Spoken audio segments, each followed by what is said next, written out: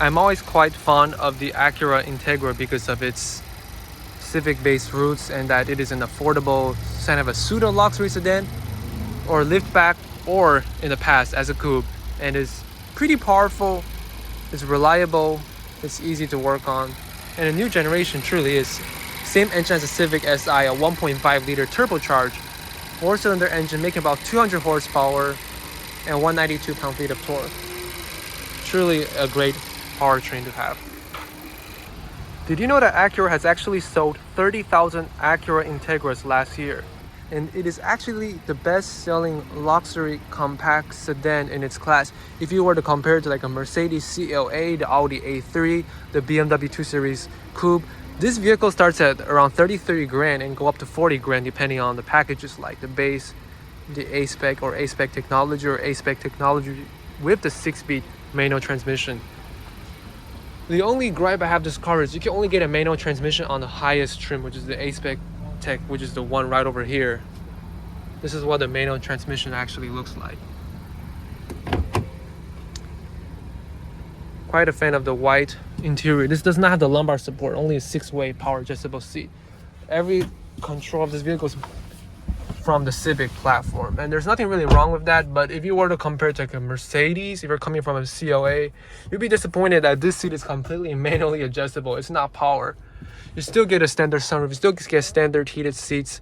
These buttons are extremely tactile. And this is the 7-inch display. This doesn't even have GPS and it does not have head-up display, so you can tell this is the base model. But what you will be impressed with is the materials. This chrome metallic trim and these Audi-esque knobs. This interior reminds me of the Audi A3. The materials are absolutely amazing. This is the same material I think I find in an Acura RDX or TOX.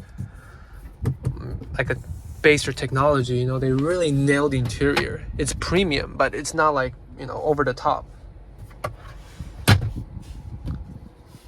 Yep, this is the base model, so it does not have the wireless charging pad. But it does have a fully digital display, which is extremely nice to have.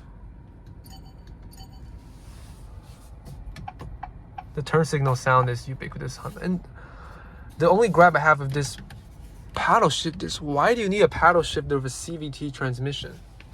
Let's check out the backup camera. Make sure the parking brake is on. It's a low resolution backup camera. And there's nothing really wrong with that. 12-inch display. Yeah, it's a decent infotainment system. So the fuel economy is the best in its class. Like 38 mpg in the highway, man, nothing beats this. A cool feature about Acuras in general is you have a full-size sunshade cover, which is impressive, or you know, this is quite impressive. And you have a sunglass holder, which not every car these days have, especially the European and American cars. So yeah, very intuitive, straightforward interior. Let's hop into the back seat, see how much legroom I have.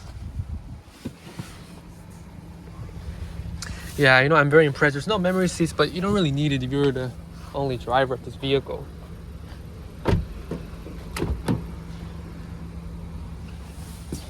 Another gripe I have with the Acura Integra is the lack of rear seat air vents and no USB ports. So this is a lower trim. It does have lighting in the back end. Around 5'9", I have a little bit of headroom. But, you know, it's not a very spacious vehicle, nor is the CLA or the BMW 2 Series. So you know, that's why people buy crossovers these days. You get much more room. You know. People care about practicality these days. Well, this is actually quite practical. 25 cubic feet of cargo space. This matches some subcompact SUVs like the Mazda CX-30. You still get a ton of space, even though this is a hatchback.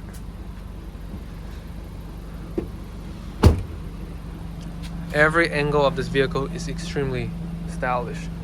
Quite interesting, the Integra badges ingrained into the body frame of the vehicle. Usually it's just a chrome placard.